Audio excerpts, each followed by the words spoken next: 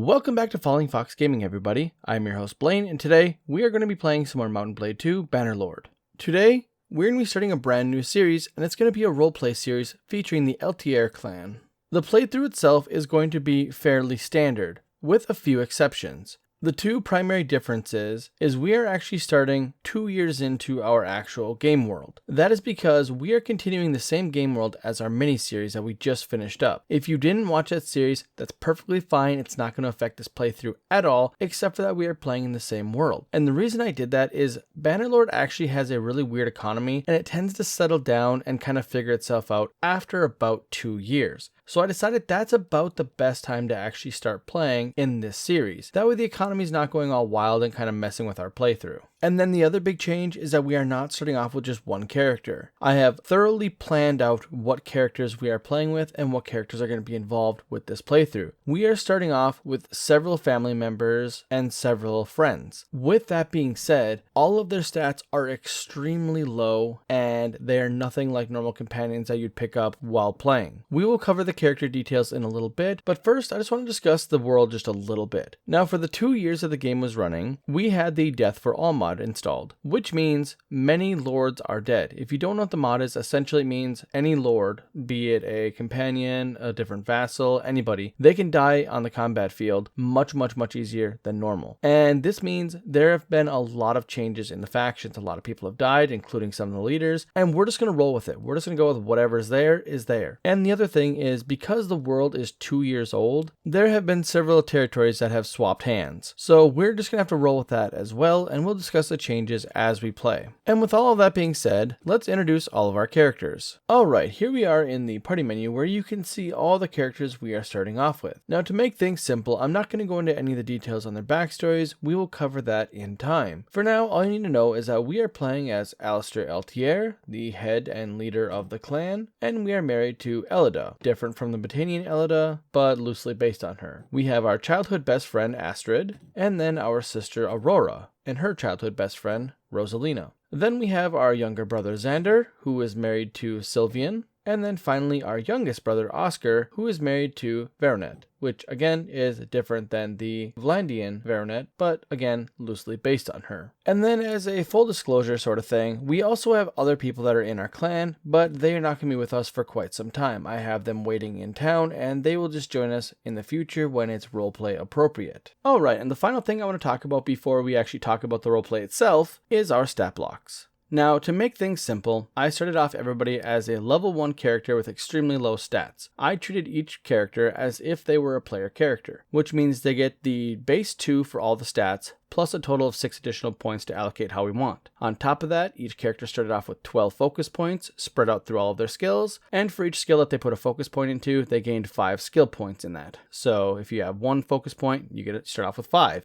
2, 10, 3, 15, and I don't think anybody went above 15, so that is as far as we got with that. Now, I'm not going to cycle through all the characters because you get the point just by looking at this. Now, each character in our party is going to play a specific role as we go through the campaign. And so when I level them up, I'm going to take that into account and level them up accordingly. The other thing to note is I will not be recruiting any more companions, and I will not be recruiting any additional lords if we're able to in the future. We're going to make this a strictly family and friends roleplay, and so any additional characters that will be joining the roleplay, they're ones that I've already figured out ahead of time, and then of course everybody can have kids, so if that does happen, we will have additional people joining our party. And I will be aging them up rapidly. I'm going to let the pregnancy run through its full term, and then I'm going to let the kids age 2 years till they hit their first milestone, and then once they hit that first milestone, I'm going to age them up into adults so they can join our group. But that's enough about stats. Let's talk about the roleplay. Our roleplay is going to focus around the Altier clan, and our leader, Bannerlord Altier, is our main character. For the past several years, they have lived in the small village of Glintor, in the northern part of the Battanian lands, sandwiched between Vlandia, Sturgia, the Empire, and Battania. The village of Glintor and the lands surrounding it are often contested. Despite the lands being attacked frequently by different factions, the locals are usually spared any destruction. The reason they are spared is because Glintor is home of the Glintor ponies, a prized breed amongst many warlike factions. This includes raiders and some of the larger factions, such as Sturgia and the Empire. But it's not always peaceful. There are many years where raids do happen, and there is losses. In the first year of Alistair and his siblings living here, one such raid happened. During that raid, many houses were burned, many farms were lost. In the rebuilding of the village, Alistair met a young lady named Elida. Her parents had been lost in the raid, and she had found friendship and more with Alistair. Over the next couple of years, Alistair stayed in the village and helped rebuild everything he could. During this time, several trading caravans came through. One such caravan was carrying a young lady named Sylvian. She had taken a liking to Xander, and he fell head over heels for her. And the following year, both couples would wed. Their ceremonies were a little bit separated, but close enough to allow festivities to continue between the two. During these long festivities, many local lords joined in, adding their support and showing up with their extended family. During this time period, Oscar met a young lady named Veronet. Many years ago, Veronet had lost her husband to battle. He was a Sturgian lord, and she had moved far away to be with him. Once he died, she was treated poorly by his family. And when she heard there were festivities in the south, she took the opportunity to travel along, hoping that she could find a way to escape the harsh treatment in the north. That's where she met Oscar. The big, rough man had a heart of gold. He saw the sadness in her eyes, and he couldn't keep himself away from her. And as with most stories like that, a short time later, they too would wed. Unlike the wedding ceremony of Alistair and Elida, and Xander and Sylvian, the ceremony between Oscar and Veronet was not a pleasant one. The Sturgian lords were furious that they were wedding without their approval. The Altier clan attempted to reconcile this by offering a gift of several dozen Glintor ponies. The offer was rejected. It wouldn't be till much later, but they eventually found out there were other reasons the offer was rejected. The lords of Sturgia were embarrassed at the situation. A minor clan had risen up and given home to somebody in need from the Sturgian realm. The fact that no Sturgian stood up and took care of this woman in her time of need was an embarrassment to the entire realm. And unfortunately for Alistair and the rest of the Altiers, several of the Sturgian lords would attempt to make their life difficult for years to come. A few years down the road, the Altier clan had been pushed to their breaking point. Over the years, the Altier clan ignored several minor transgressions. Younger lords stealing ponies, or perhaps some lords taking extra food when they hadn't paid for it.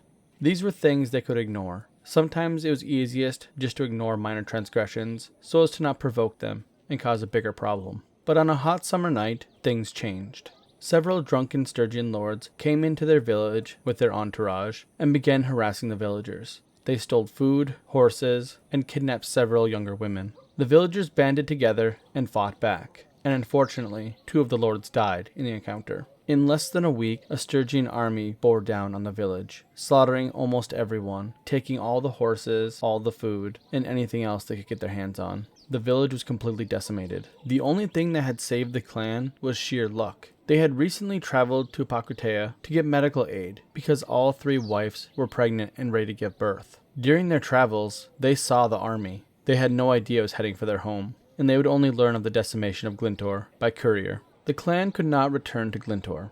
Britannia, Vlandia, and Sturgia were in a 3-way war against one another, and it was completely impossible to travel the domain without being assaulted by brigands or a passing army. And after giving birth to their children, the clan decided to stay in the Empire territories. They traveled around to different towns with the different caravans, just to explore and see if there was a place that they could settle down.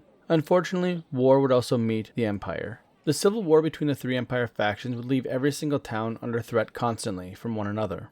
And while attempting to avoid conflict, they went south, down by Azrai territory, to the town of Legata, which to their surprise had been taken over by Britannia. And this is where our story begins. Now we are here for roleplay purposes. 1, we view this as one of the safest places we could have gone from recent events. Currently those events have subsided a little bit, and we have a little bit of freedom and a little bit of safety. We're going to take that time to learn how a town runs. Legata has been beaten to death. It's down to around 700 prosperity, which is absolutely abysmal for a town. Now is a good time for us to jump in and help out as much as we can and learn how things are ran. That is going to be the basis of us doing quests around this area. We're going to try and be as helpful as possible to build a name for ourselves and to make sure anybody that's a local knows who we are. And so the first thing we're going to do over here is we're going to head to the little village and we're going to see what quest is available. And one other aspect of this playthrough is that we are going to attempt to travel and talk to people in person. We're going to try and avoid talking to them through the menu unless we've talked to them a bunch of times. I want to show everybody the territories in person. A lot of times people skip it just to make things easy and just talk to them from the menu. This way we can kind of see what each little village looks like and what each town looks like, just in case you haven't seen it before. We won't do it every time, but we'll do it quite a few times. So let's see what this gentleman needs from us.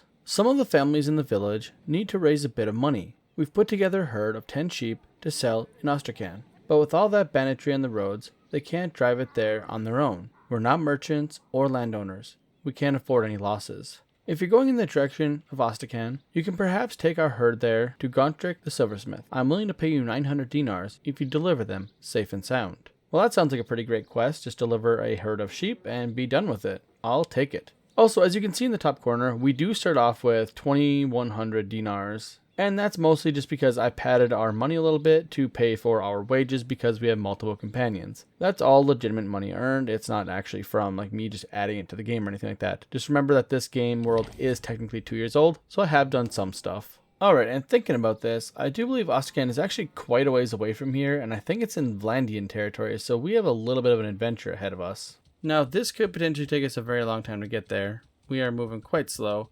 And I'm not going to lie, I'm actually worried about some of the possible bandits that could be up in this area. Now, thankfully, we haven't seen any bandits yet, but you never know. It is nice just kind of seeing all the different hillsides and stuff. It's not often that you just get to kind of like travel around and actually see the sights. Now, it does not seem like we're going to run into any trouble along the way, which is actually a really nice thing to have. You know, it's nice to have a nice easy trip the first time through. Now, if you look in the bottom left corner, we are gaining skills rather rapidly. One, because we are traveling a very long distance right from the get-go, and we're traveling on horseback with a bunch of food, so a bunch of our skills are just kind of going up, which is perfectly fine. That's kind of what I expected. But they'll start slowing down once we start hitting like 20s and 30s in skill points. Alright, that was pretty easy. We're pretty much here. Yeah, easy peasy, lemon squeezy. Now, as I said, we are not going to be doing the fast talking to anyone, and that's going to make this type of trip a lot more difficult because it could be quite a big town. Oh wait, that's a quest that's new. So okay, we'll check that one out later, but first we're going to talk to this guy over here. So apparently the silversmith is down over here, according to our little see-through walls ability. Alright, well that wasn't so bad. It looks like he's right here, so we should just go talk to him. Hello, friend. I have a delivery for you. Here are all 10 sheep. Ta-da! Yes. Gain some charm skill and 900 dinars. I like it. Now that we've completed the quest for the other guy, let's go see what we can do for this fellow down here. I'm not sure what other types of missions or quests that we can actually get from this town, but I figured it's worth checking out while we're here. Now, obviously, this is not in the area we want to be helping because these are the Vlandians, but, you know, what can you do? It seems like they're at peace right now. And I must say, this is a beautiful town. If we ever start our own kingdom, I almost want to start here. This is a gorgeous town. The town itself looks nice, and it's got this nice little, like, beachy area over here. It's great. Okay, so he needs some help. Alright, how can I help you? What is your troubles? You might say that I have worked from dawn to late into the night, but even so, I can barely put bread on the table. Why is that? Because I can't sell my product at a fair price. The law says that I can only sell to local merchants, and at a fixed price rate too. So that even when other prices are high, I'm still making the same. Well, how can I help with that? If you can deliver 6 loads of clay to my contact, Narek the brewer, you can find in Rollvault, that would help me survive for a time. The merchants of the town could be furious and lodge legal complaints, of course, but hopefully you won't have to deal with that part. Alright, so it seems easy enough. We could just deliver some goods to Rollvault. Oh, we got stopped on the way back. One of the merchants in town come to talk to you as you're preparing to depart. We have heard rumors that you have purchased goods from Morkan the carpenter. Well, our laws require that only merchants reside in the city can buy goods directly from the artisans. I'm sure what you did was an honest mistake, but there are laws. Hand over the contraband to me, and that will be the end of it. I don't want to break the law. You can take the goods, or that's just robbery under cover of law. I'm not giving you anything. Well, yeah, we're going to definitely choose that. Respectfully, you're making a big mistake, and I think you're going to regret it. Pfft.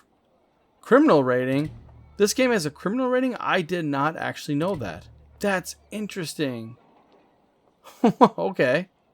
Well, you know, I didn't know about that. So we're trying to help out this guy here. He's an artisan. He's a merchant. He's a merchant. So there's different types of people here in town. And apparently they don't like one another. Yeah, the merchants are very powerful in terms of their, like, you know, power rating according to this. He only has 59. He has 521. He has 624. That's crazy. Like, what does that mean even? I don't know if that has, like, an actual, like, effect. We're helping out the little guy. I'm okay with that. Okay, so we're going to go ahead and now try... Oh, revolt is, like, literally right there. That's not even a problem. Yeah, so I'm actually, like, really happy to do this quest because, honestly, that's, like, a BS deal. So the merchants are basically robbing the artisans. Not a fan of that. Glad I can do something about it. Ooh, hold up. A gang of 12. Oh, they're faster than us. Hold on, maybe once we drop this stuff off, maybe we'll be fast enough to fight them. I would like to fight a gang of 12. That sounds perfect. Alright, I decided to wait till morning, so we weren't trying to travel around at nighttime. This is a cool looking castle. It's a huge town, my goodness. That goes on for days. I like this. This is cool. It's in like the backdrop of mountains and everything. That's really sweet. Okay, where are we going though? Way over there. Oh wait, hopefully it's right there. It looks like it's right there. And it looks like there's another quest there too. Man, everyone needs help these days. Aw, man, dead end. Okay. Too good to be true. Now, as for the actual series itself, I don't think I'm going to be doing all of this piddly stuff on screen, but I am going to be showing at least an edited version of it, because I do want this to be a little bit slower paced campaign. Now, it's not going to be super slow. Wait, there's kids in this game? Oh yeah, there's kids. I knew that. For a second there, I forgot there's kids in this game. I'm so used to games not having children in it. But yeah, so I want to show a bunch of this stuff because I would like it to be a little more of an intimate playthrough, not just a burn through and try and conquer the world type playthrough. But we'll see how much I edit down, just that way it's not boring for you guys. Alright, Narek the Brewer. Got some stuff for you.